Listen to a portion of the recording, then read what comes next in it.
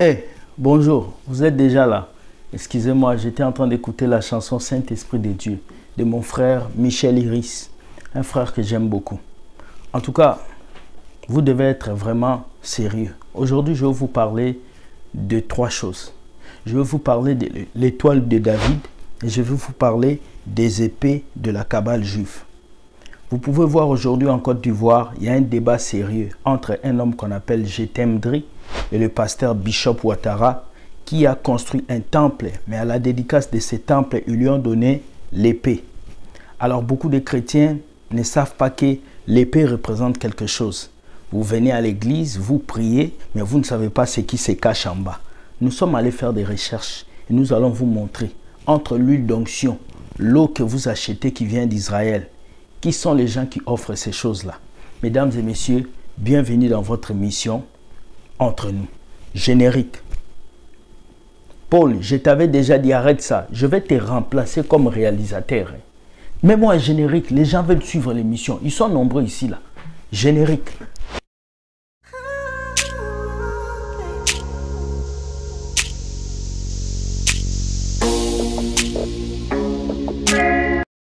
L'église d'aujourd'hui n'est plus comme l'église d'hier.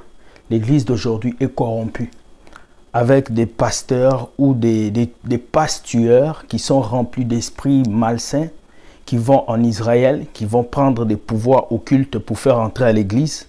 Voilà pourquoi notre mission est de les dénoncer. Et même si vous êtes contre ce que nous faisons avec ce genre de commentaires, regardez, des commentaires qui n'ont pas de sens, nous allons continuer à dénoncer. Je viens ici vous montrer qu'est-ce que c'est que les pasteurs kabbalistes font dans vos églises. Nous allons parler de l'épée et nous allons parler du drapeau d'Israël et nous allons parler de l'étoile de David. Pourquoi dans toutes vos églises vous voyez toujours les drapeaux d'Israël? Les drapeaux d'Israël avec cette étoile-là. C'est parce que votre pasteur a signé alliance avec la Kabbale juive, avec des messianiques, des gens qui sont dans la Kabbale mais des messianiques. Nous allons écouter notre première vidéo où on nous explique l'étoile de David, c'est quoi? Beaucoup de gens sont ainsi, ils disent c'est l'étoile de David. David qui a tué Goliath. Non, l'étoile de David est purement satanique. C'est ça que vos pasteurs ont dans leurs drapeaux derrière eux. C'est ça que vos pasteurs ont dans leurs épées. Comme c'est que ce monsieur Donka William, un gros sorcier. C'est lui qui initie la plupart des pasteurs africains à la Kabbale. Nous allons voir la vidéo. Let's go. Mets-nous la vidéo sur l'étoile de David. D'où est-ce que ce symbole provient? Ça n'a jamais été explicitement écrit dans la Bible elle-même. Est-ce que c'est dans le Talmud? Est-ce qu'il y a un passage dans la Bible sur cela? Donc vous n'êtes pas vraiment sûr d'où cela provient? Non. Vous m'avez eu. Donc personne ne sait en fait. Je ne sais pas. Parce que je sais que ça s'appelle l'étoile de David. Est-ce que ça a quelque chose à voir avec David? Je ne le pense pas. Ça doit y être quelque part. Je ne me souviens pas exactement ce que l'association d'idées était. Je crois que ce qu'ils appellent l'étoile de David est en fait l'étoile de Réphan. Parce que quand vous étudiez la Bible, vous voyez qu'ils vont vénérer d'autres dieux. La Bible parle d'eux portant le drapeau de l'étoile de leur dieu Réphan. Vous avez rejeté le dieu de la Bible. Vous avez adopté l'étoile à 6 branches de votre dieu appelé Réphan ou Tion. Tous ces noms étaient des noms de Moloch, le grand Baal, le grand dieu du feu, qui est le diable. Belzébuth. C'est cela, Belzébuth. Et ils furent très choqués par cela. Maintenant, qui est ce Dieu étoile? S'ils avaient au moins lu l'Ancien Testament, ils le sauraient. Dans Amos, Dieu leur dit, vous avez adopté l'étoile et vous m'avez rendu furieux en faisant ça. Ils sacrifiaient leurs propres enfants. Les Juifs l'ont fait, au Dieu étoile. Quand ils vénéraient un faux Dieu, vous avez l'étoile de Réphan comme icône et comme symbole. On n'entend jamais parler d'étoile de David dans les Écritures, mais de l'étoile du faux Dieu Réphan. Et donc nous savons aujourd'hui qu'ils ne vénèrent pas le vrai Dieu, parce que la Bible dit « Quiconque nie le Fils, celui-là n'a pas le Père. Mais celui qui reconnaît le Fils a aussi le Père. Si les Juifs ne croient pas dans le Fils, la Bible dit qu'ils n'ont pas le Père. Donc, qui ont-ils? David, it's a very beautiful symbol. Look at it. 1, 2, 4, 5, 6. 6 sides. 6 angles. 1, 2, 3, 4, 5, 6. And each angle in an equilateral triangle is how many degrees? Say it loud. Well, you have 6, 6, and 6.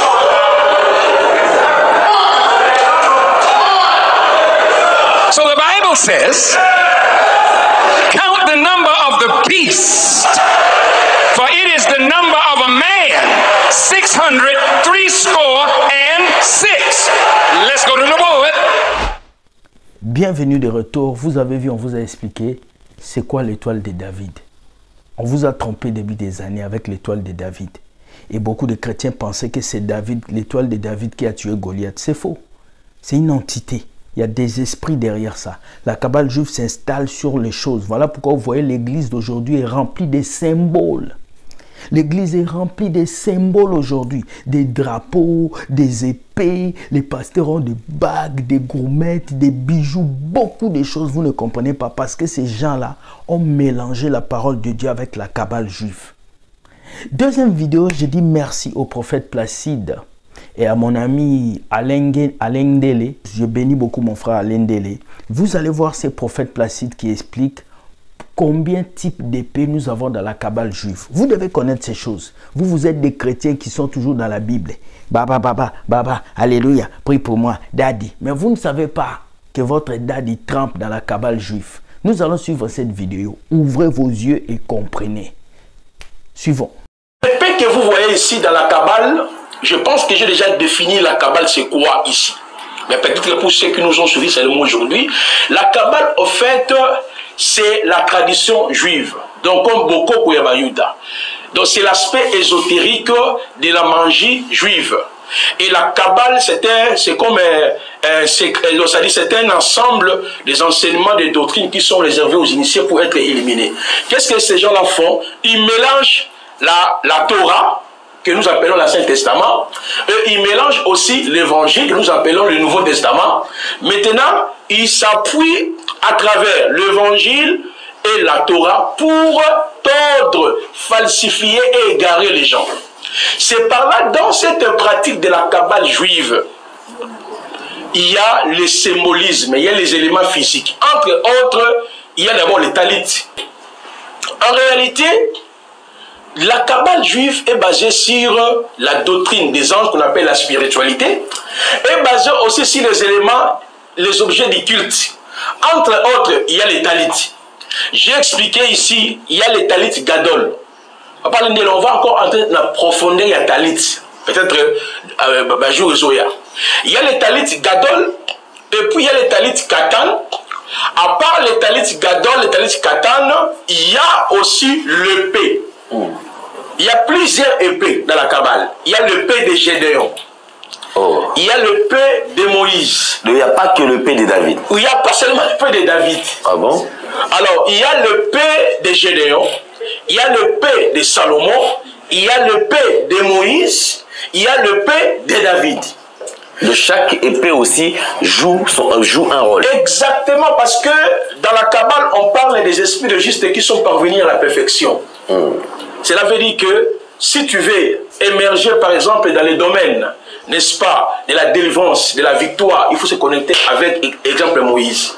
Si tu veux émerger dans les domaines, par exemple, de la sagesse, il faut se connecter avec Salomon. Voilà pourquoi il y a l'épée de David, il y a l'épée de Salomon, il y a l'épée de Gédéon. Maintenant, ce que vous voyez là, ok, ce que vous voyez là, dans cette épée, il y a la présence de l'étoile, qu'on appelle l'étoile de David. Je vais y arriver sur ces points. Alors, pourquoi les pasteurs utilisent l'épée au-delà de la croix? Remarquez, tous ces pasteurs-là, ils ont aussi des bagues. Donc, si vous permettrez, Papa Lendel, on va vraiment... Une grosse bague, hein? Voilà, on va expliquer pourquoi ça. Alors, et pourquoi il y a aussi le symbolisme de la croix. Ils portent toujours, ils cachent ça. Alors, on les appelle les évêques. Parce que vous avez posé aussi la question. la présence du drapeau d'Israël dans nos différentes assemblées. Regardez très bien, mes chers frères et sœurs, en Adam et à Yehoshua. Le fait que vous voyez un pasteur avec l'épée, ça c'est le P de Salomon, ça peut être le P de Salomon, le P de David, le P de Moïse et le P de Gédéon. Quel est le rôle de cette épée? Ceux qui sont dans la Kabbale n'opèrent pas avec le Saint-Esprit. Mais ils peuvent bien prêcher la parole, c'est-à-dire prêcher le Nouveau Testament, interpréter aussi l'Ancien Testament. Ils font ce qu'on appelle la paracha. C'est-à-dire la paracha, c'est le titre de la Torah, les titres. Donc un kabbaliste, d'expliquer 1 Corinthiens, 2 Corinthiens et tout, surtout beaucoup plus le messianiste. Parce qu'au sein des kabbalistes, il y a les talmudiques, les gens qui ne croient pas au Nouveau Testament, et ils croient seulement à la Torah et à la tradition juive. C'est-à-dire il y a deux traditions, il y a la tradition orale et la tradition écrite. La tradition orale, c'est ce qu'on appelle la Kabbalah, et la tradition écrite, c'est ce qu'on appelle les Ha-Torah, les Ha-Nevi'im, les Ha-Ketuvim. Et ils croient à cela. Mais il y a des messianistes que vous voyez, que beaucoup de pasteurs sont initiés aujourd'hui, si base des messages vulgarisés par les messianistes. Les messianistes, ce sont des kabbalistes qui croient à la tradition orale, parce que Kabbalah veut dire transmission, connaissance, recevoir. Vous voyez? Maintenant, il y a des messianistes qui croient à la Kabbale comme les traditions. Ils croient aussi à HaTorah, c'est-à-dire l'Ancien Testament, et ils croient à l'Évangile. Ok? D'où ce sont ces gens-là qui sont en train maintenant de véhiculer des enseignements erronés dans nos assemblées. Alors, ceux qui sont dans la Kabbale, au-delà d'avoir la kippa, des bagues, des talits, il y a maintenant l'épée. Alors, quel est le rôle de cette épée? Que ce soit l'épée de David, l'épée de Gédéon, l'épée de Moïse, l'épée de Salomon, le rôle c'est quoi? La base de la Kabbale, c'est la connaissance de 72 anges planétaires, qu'on appelle autrement les Elohim, ou bien les anges saints, ou bien les 72 anges de la Kabbale. Vous voyez, ces 72 entités, ils ne sont pas seulement 72 entités, ou 72 entités. Ils sont au-delà des 72. Les 72 là, ce sont justement un groupement des anges plus élevés, mais au sein de ces groupements-là, il y a des anges de vertu, de trône, de puissance et tout, sont gérés par encore des anges. Il y a des chérubins, des séraphins, ils sont plusieurs. En réalité, ce sont les démons. Mais pour les kabbalistes, ce sont les esprits qui interviennent dans la vie sociétale d'une nation, d'un peuple, au cas où ces derniers sont influencés par les 72 anges de la Bible. Donc les 72 anges de la Bible, ce sont en fait les démons qui constituent le gouvernement de Satan. Je ne sais pas si vous comprenez. C'est ça maintenant le rôle de cette épée. Et dans cette épée, ça permet maintenant à celui qui pratique la Kabbale, de maîtriser les 72 anges de la Bible. Donc les 72 anges de la Bible, on les appelle aussi les 72 démons ou les 72 esprits, pour eux ce sont eux qui gèrent maintenant le monde. Et ces 72 anges-là opèrent à travers les 4 éléments, à travers l'eau, à travers le feu, à travers la terre et à travers l'air. Et quel est l'objectif de ces démons-là? Ils créent des maladies, parce qu'ils créent des soucis, ils créent des problèmes de folie. Voilà pourquoi quand un kabbaliste prend l'épée de Gédéon, prend l'épée de David, prend l'épée de Moïse, prend l'épée de Samson, il entre maintenant en contact avec ces démons, parce que cette épée-là représente, aujourd'hui on n'a pas parlé d'elle, et puis ça qu'on représente maintenant le 72 anges saints. Bienvenue de retour. Jésus avait dit, il n'y a rien qui est caché qui ne sera pas dévoilé. Il n'y a rien qu'on peut cacher qui ne sera pas dévoilé. Et notre mission, c'est de dévoiler les secrets cachés.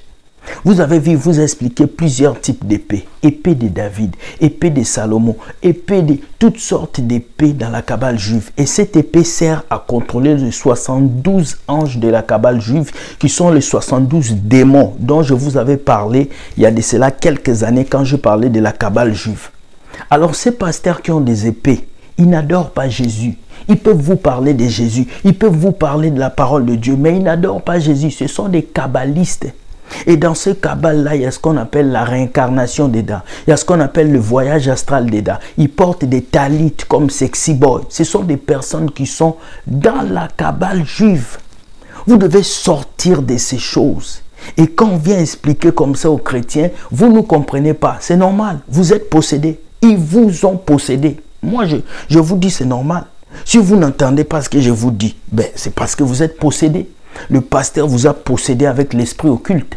Et comment est-ce qu'il vous a possédé? Nous allons suivre la troisième vidéo. Toi qui aimes acheter l'eau bénite. Toi qui aimes prendre l'eau que les prophètes te donnent. Mon prophète vient d'Israël, il est revenu avec l'eau. Tu achètes l'eau. Mon prophète vient d'Israël, il est revenu avec l'huile. Oh, ce sont les rabbins qui ont béni l'huile. Vous allez aller voir là où votre eau bénie qu'on vous donne à l'église là. D'où ça vient. Regardez cette vidéo. Regardez. Ce qui est sûr, c'est qu'en France, il existe un centre de la Kabbale. En décembre dernier, une caméra obtenait le droit d'assister à une opération portes ouvertes. Conférences et ventes de produits divers, dont cette eau miraculeuse, une eau adoptée par une célèbre animatrice de télé qui, depuis, affirme être sortie du mouvement. Je suis en connexion avec la lumière et je prie. Donc c'est un rituel que je fais tous les matins dans ma salle de bain. Ça prend 2 minutes, 5 minutes, ça dépend. Ça a pu soigner des cancers, ça a pu soigner des tumeurs, ça a pu soigner des kystes, ça a pu soigner énormément de maladies. Cette jeune fille, qui a voulu garder l'anonymat, est inquiète pour sa maman, qui fait partie depuis peu de la Kabbale. Maman était quelqu'un de très cartésien et elle a commencé à avoir un discours que j'appellerais moi un peu d'illuminé. Elle a commencé à parler d'énergie cosmique, elle est devenue très super. Bienvenue de retour sur notre émission. Vous avez vu cette eau-là, l'eau bénite. Voici l'eau que les prophètes vous donnent, l'eau que les pasteurs vous donnent. Et quand vous utilisez cette eau, vous devenez bizarre. Vous commencez à écouter tout ce que les pasteurs vont vous dire. Bâtis l'hôtel, tu bâtis. Donne-moi ton salaire, tu donnes. Tu n'as même plus de vie. Nous allons bientôt avoir la nuit des traversées, le mensonge qu'on vous dit.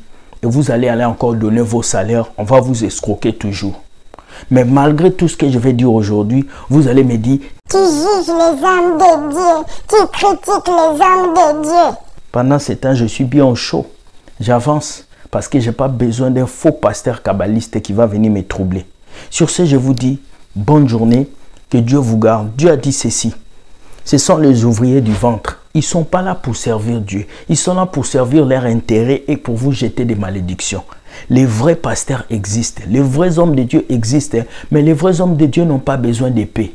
Les vrais hommes de Dieu n'ont pas besoin de bagues. Les vrais hommes de Dieu n'ont pas besoin de croix de Jésus cachée dans les poches. Les vrais hommes de Dieu n'ont pas besoin de talit. Les vrais hommes de Dieu ont besoin du Saint-Esprit pour opérer. Alors je félicite tous les vrais hommes de Dieu ici, tous ces pasteurs qui s'accrochent à la foi en Dieu, tous ces pasteurs qui s'accrochent à la prière. Vous êtes mes bons pasteurs, je vous aime. Mais les autres là, on va les dénoncer jusqu'à la fin. Pas de pitié pour les pasteurs kabbalistes. Alors soyez bénis, que Dieu vous garde. Écoutez, je vais vous dire quelque chose. Likez et partagez. Permettez à quelqu'un de comprendre. Et même si vous êtes fâché, votre colère ne peut pas nous empêcher de faire les vidéos. Je vais vous dire ça aujourd'hui. Relevez-vous. Si nous faisons ces vidéos, c'est pour vous ouvrir les yeux. Nous n'avons pas dit que toutes les églises sont mauvaises. Nous n'avons pas dit que tous les pasteurs sont mauvais. Non, on a dit qu'il y a des bons pasteurs. Mais les bons pasteurs n'auront pas besoin des objets, l'huile d'onction, huile comme ça, bouteille d'eau. Les bons pasteurs n'ont pas besoin de ça. Les bons pasteurs ont besoin de la prière et de la foi en Dieu. Nous ne sommes pas dans une religion. La religion a besoin d'objets. La relation a besoin du Seigneur, la foi. Parce que la relation est spirituelle et la religion est physique. Soyez bénis, que Dieu vous garde. Je vous aime comme ça. Grand bisous, bonne journée et bye.